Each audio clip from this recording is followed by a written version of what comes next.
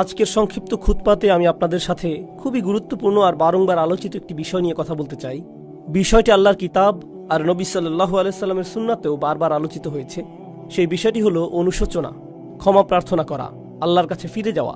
আরবি শব্দটি হলো তাওবা। কোরআনে বহু বহু স্থানে এর উল্লেখ আছে, কিন্তু আমি মূলত একটি স্বীকারোক্তি দিয়ে শুরু করতে চাই। সেটি হলো পৃথিবীর কোনো মানুষই কিন্তু তাওবার ঊর্ধ্বে নয়। আমাদের কেউই নয়, আমাদের কেউই এমন অবস্থানে নেই যে আমাদের আল্লাহর কাছে ক্ষমা চাইবার বা তার কাছে আমাদের কমতির জন্য ফিরে যাবার প্রয়োজন নেই। যেখানে রাসূলুল্লাহ সাল্লাল্লাহু আলাইহি সাল্লাম আমাদের বলেছেন যে তিনি নিজে স্বয়ং আল্লাহর নিকট ইস্তেগফার করেন, তিনি আল্লাহর কাছে প্রতিটি দিন ৭০ বার বা তারও বেশি ক্ষমা প্রার্থনা করেন। তাহলে কিন্তু এমন চিন্তা করার কোনোই সুযোগ নেই যে আমরা আল্লাহর কাছে ক্ষমা চাওয়ার ঊর্ধ্বে উঠে গেছি। এখন বিষয় হলো, অনেকে ভাবতে পারেন যে আল্লাহ রসুল সাল্লাল্লাহু আলাইহি সাল্লাম কেনই বা ক্ষমা প্রার্থনা করবেন? কারণ ক্ষমা তো চাওয়া হয় যখন আপনি কোনো খারাপ কাজ করেন। কেনই বা তবে ইব্রাহিম আলাইহিস সালাম বলবেন ওয়াতুব আলাইনা? তিনি মাত্রই আল্লাহর ঘর নির্মাণ করলেন, আল্লাহ তাকে বিশ্ব মানবতার ইমাম ঘোষণা দিলেন, মূলত তাকে গ্র্যাজুয়েট করে দিলেন, আর তার দুয়াতে এলো ওয়াতুব আলাইনা, আমাদের তওবা কবুল করুন। কিসের জন্য তিনি তওবা করছেন? এটা কিন্তু খুবই গুরুত্বপূর্ণ প্রশ্ন।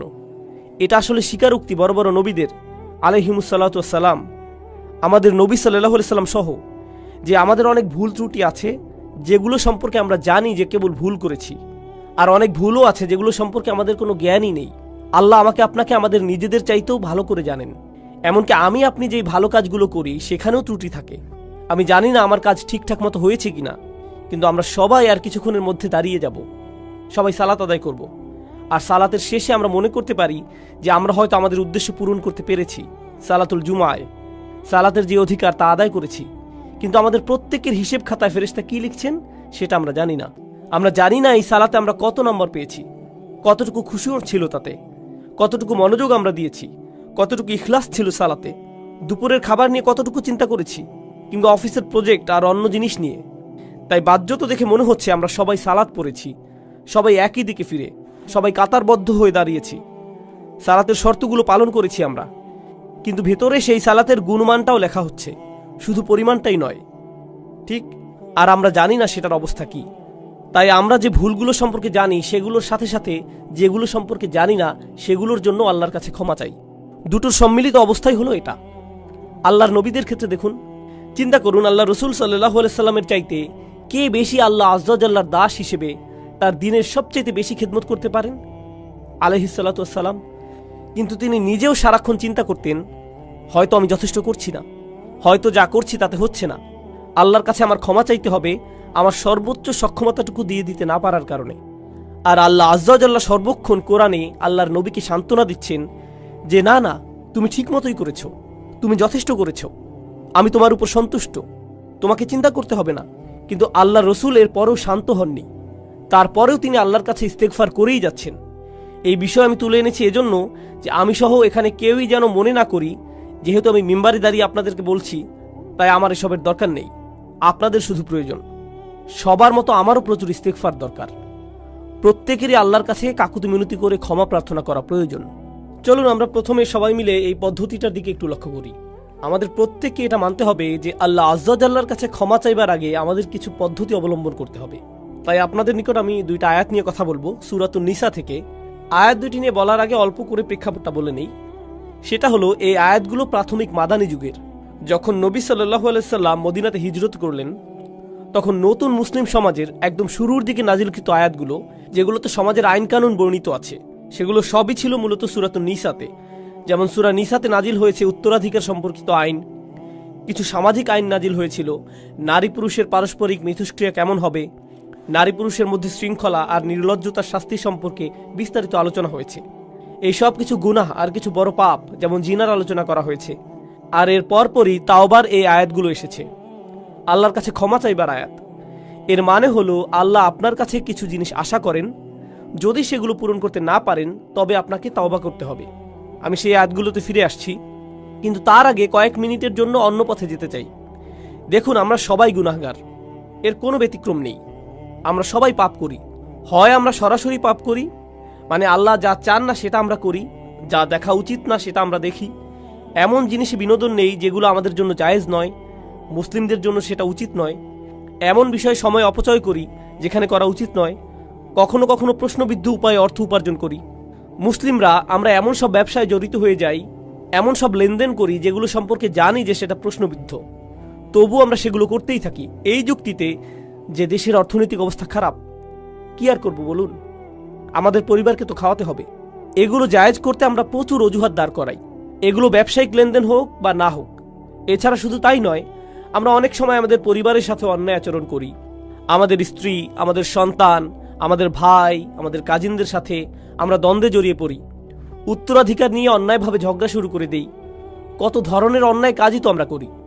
আর আমাদের দৈনন্দিন জীবনেও আমরা সহজেই রেগে যাই, মুখের ভাষার নিয়ন্ত্রণ হারিয়ে ফেলি, বাজে শব্দ ব্যবহার করি, একে অন্যের গীবত গাই, আমরা মিথ্যা বলি, ছোটখাটো মিথ্যাকে গুরুত্বপূর্ণ মনে করি না, তাই না?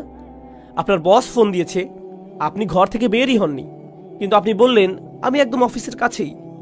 না, আপনি তো অফিসের কাছে নন, আপনি 10 মাইল দূরে। কিন্তু বসকে একটু মিথ্যা তো বলতেই হবে, তাই না? আমরা এসবকে তেমন কিছু মনে করি না। তাই কেউ যদি বসে বসে নিজের যত পাপ আছে সব নিয়ে চিন্তা করে, অন্তত যেগুলো মনে পড়ে সেগুলো নিয়ে। মনে আছে খুতবার শুরুতে বলেছিলাম, অনেক পাপ আছে যেগুলো আমরা মনেও করতে পারি না। এত পাপ আছে যা আল্লাহ আমাদের থেকে ভালো জানেন যে কোথায় আমাদের পাপ হয়েছে। আর এগুলো তো শুধুই গুনাহের কাজগুলো, কিন্তু আমাদের ভালো কাজে যেসব ভুল হয়েছে সেগুলো তো অগণিত। অন্য ভাষায় বললে, যেমন আমি বললাম সালাত, দুয়া, অজুর মতো সহজ জিনিসগুলো, আমাদের অজুতে কত রকম ভুল ছিল, আমাদের সালাতে কতগুলো ত্রুটি ছিল, আল্লাহর কাছে দোয়ার সময় আমরা কতটুকু মনোযোগ দিচ্ছিলাম। খুব জনপ্রিয় একটা ঘটনা মনে পড়ে গেল, আমি প্রায় এটা বলি। আলী রাদিয়াল্লাহু তাআলা আনহু এক লোকের পাশ দিয়ে যাচ্ছিলেন, সে ইস্তেগফার করছিল, সে শুধু আল্লাহকে ক্ষমা করতে বলছিল আস্তাগফিরুল্লাহ আস্তাগফিরুল্লাহ আস্তাগফিরুল্লাহ। সে শুধু এটা বলেই যাচ্ছিল, মুখস্থ বলছিল।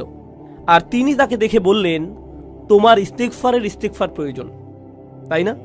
যেভাবে আল্লাহকে বলছো ক্ষমা করতে, কি এসব? তুমি শুধু পাখির মতো উচ্চারণ করেই যাচ্ছ, এর অর্থ সম্পর্কেও তুমি জানো না। দেখে মনে হচ্ছে তুমি আসলে চাচ্ছও না, শুধু কসরতের মতো করছো। ইস্তেগফার তো এমন হবার কথা নয়, আন্তরিকভাবেই তোমার পাপের জন্য অনুশোচনা হবার কথা। তাই প্রথম যেই কথা আপনাদের বলতে চাই তা হলো, আমরা প্রতিনিয়ত প্রচুর মন্দ কাজ করি, আমরা প্রচুর ত্রুটি করি। আমাদের বাম দিকের ফেরেশতা খুবই ব্যস্ত থাকেন, তার প্রচুর লেখালেখি করতে হয়। আর কেউ যখন আসলেই এসব নিজের ক্ষেত্রে চিন্তা করে, দুইটি জিনিস সঙ্গেই হয়, দুটি জিনিস সাথে সাথেই হয়ে যায়।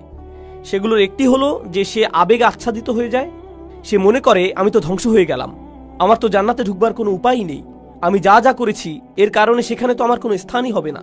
এটা হলো একটা বিষয়, আর এটা কিন্তু ভালো ব্যাপার নয়, সেটা একটু পরে বলছি। আরেকটা জিনিস যা হয় সেটা মোটামুটি ভালো, সেটা হলো আপনি অন্য মানুষ সম্পর্কে অতিরিক্ত চিন্তা করা বন্ধ করে দেন। দেখুন, আপনি যখন অন্য মানুষ কি কি ভুল করছে সেটা নিয়ে ব্যস্ত থাকেন, তাদের ভুল, তাদের পাপ, সেই ভাই এমন করছে, ওই বোন এমনটা করছে, এগুলো কিসের লক্ষণ জানেন? তা হলো আপনি আপনার নিজের সম্পর্কে চিন্তিত নন। আপনি নিজের ব্যাপারে এতই নিশ্চিন্ত যে অন্যকে নিয়ে ভাববার অনেক সময় আপনার আছে। এর অর্থ হলো এটাই।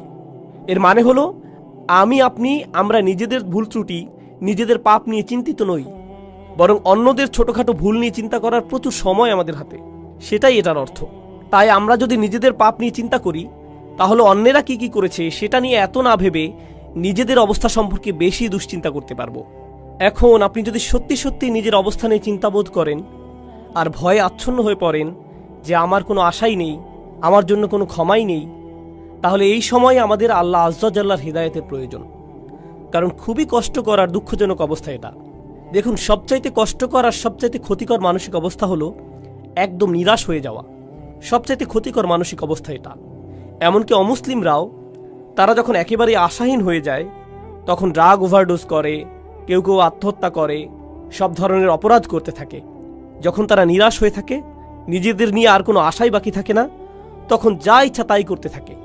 যখন কেউ নিজের আত্মার একেবারে নিম্নতর অবস্থায় চলে যায়, তখন সেই মানুষের মনে আর কোনো প্রকার আশারই অস্তিত্ব থাকে না। কিন্তু আল্লাহ আজ্জা ওয়া জাল্লা আমাদের আশাহীন করে রাখেননি। আল্লাহ রসুল সাল্লাল্লাহু আলাইহি সাল্লাম আমাদের অনেক আগেই বলে গিয়েছেন, কুল্লু বানি আদম খাত্তাউন, প্রত্যেক আদম সন্তান ভুল করে। অন্তত এখন তো আমরা জানি এই কথাটি, আল্লাহ রসুল নিজেও স্বীকার করেছেন সাল্লাল্লাহু আলাইহি সাল্লাম। কিন্তু এরপর তিনি বলেন, ওয়া খায়রুল খাত্তাইন আত-তাওয়াবুন, ভুলকারী মানুষদের মধ্যে সর্বোত্তম হলো যারা আল্লাহর কাছে ফিরে আসে, তারা ফিরে এসে আল্লাহর কাছে ক্ষমা চায়। অন্যভাবে বললে, আল্লাহ এই দরজা আমাদের জন্য খুলে রেখেছেন।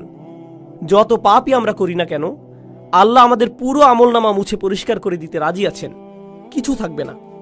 যে কোনো সমাজে যদি কোনো অপরাধ করেন, সেটা আপনার পার্মানেন্ট রেকর্ডে চলে যাবে, সেটা আর মোছা যাবে না, সেটা আর সরানো যাবে না, সেটা ওখানেই থাকবে, আজীবন থাকবে, যেন কালো এক মেঘ আপনার উপর।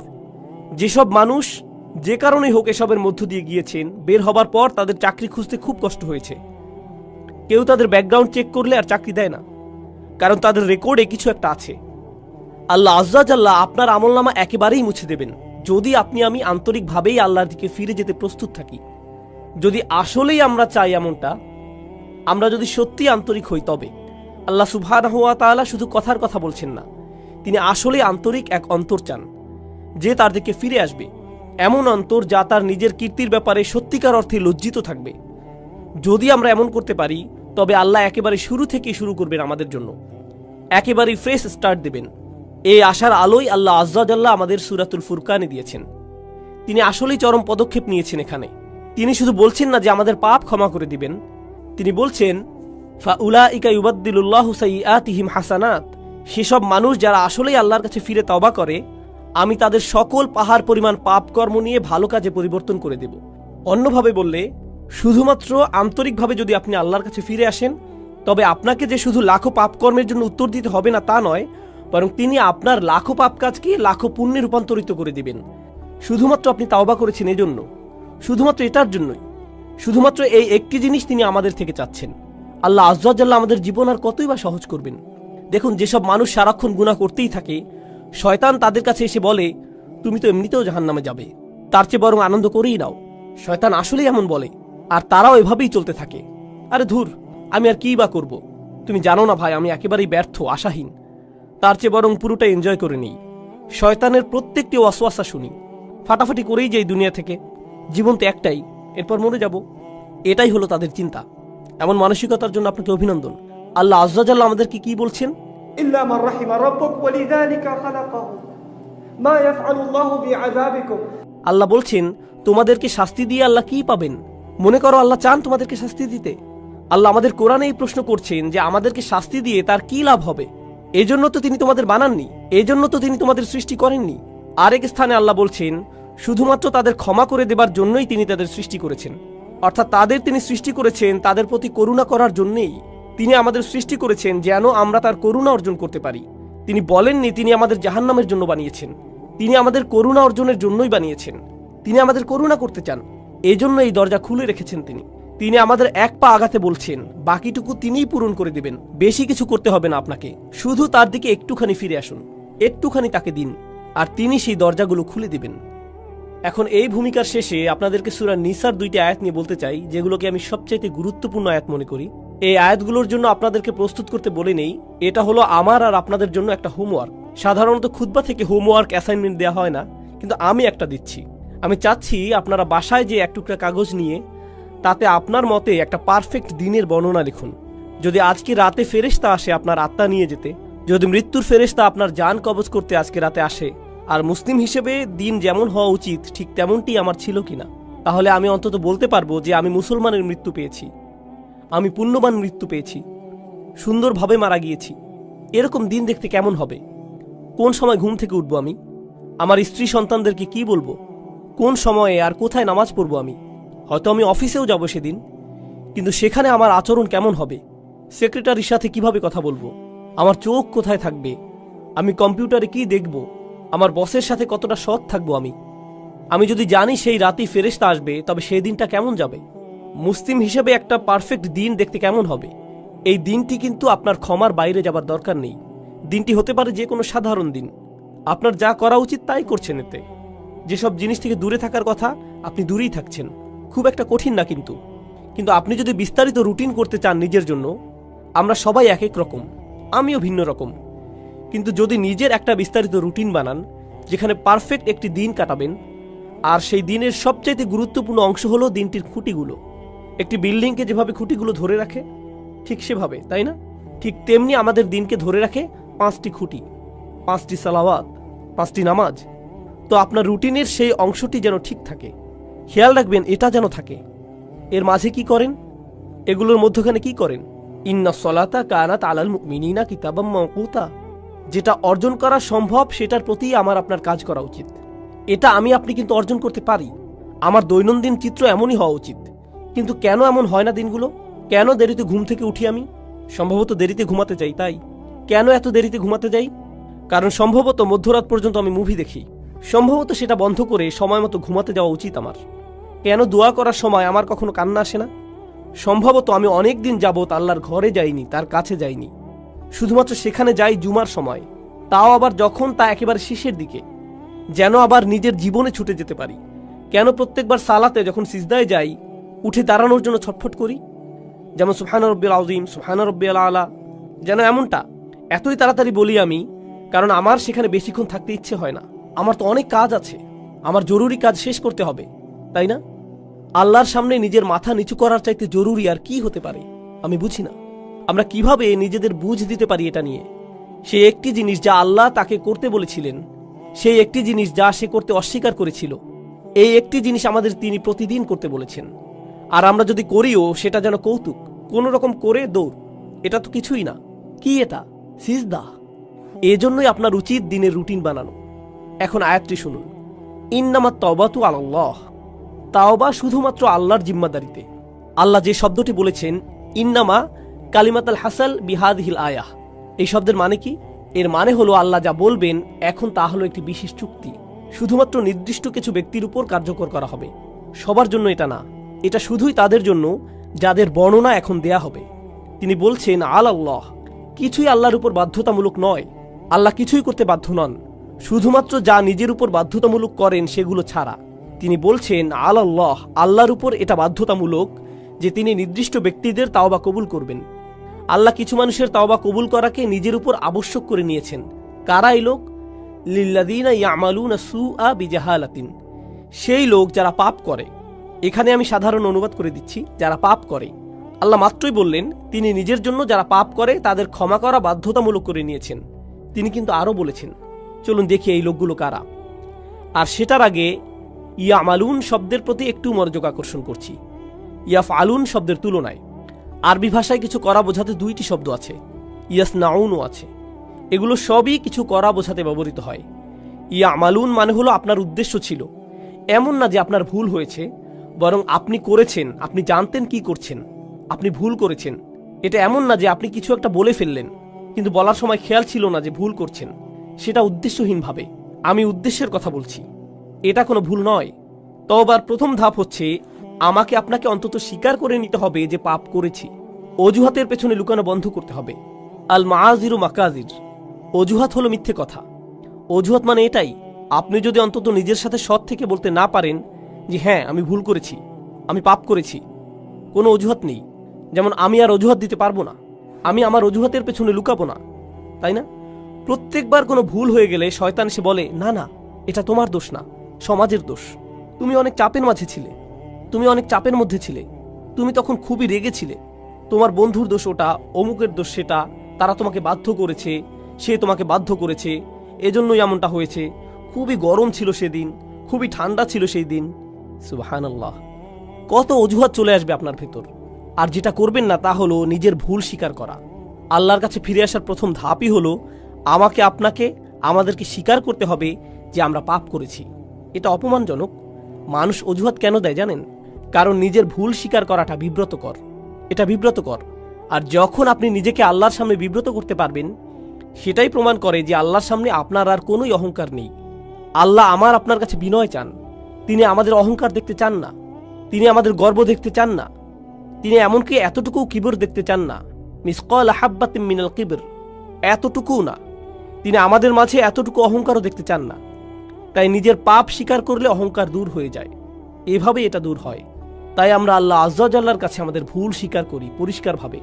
আর যখন তা করি আল্লাহ বলেন বিজাহালাতিন, তিনি বলেননি ইয়ামালুনা সুআ, তিনি বলেছেন বিজাহালাতিন। তো এখন সু শব্দের প্রতি লক্ষ্য করুন। পাপ বোঝাতে যেই শব্দ ব্যবহার করলেন, আরবিতে জাম্ব আছে, জানাহ আছে, পাপের জন্য আরো কত শব্দই তো আছে। সু আসে সাউআ থেকে। সাউআ মানে হচ্ছে লাশ। কেউই মৃত শরীর বা লাশের দিকে তাকাতে পছন্দ করে না।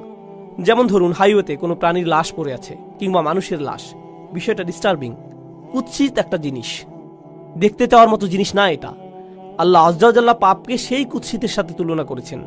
এটাই করেছেন তিনি। এটা দুর্গন্ধযুক্ত, দেখতেও বিশ্রী, পচা গলা। এটাই হলো সু শব্দের উৎস। সাইয়াত এই শব্দ থেকেই উদ্গত।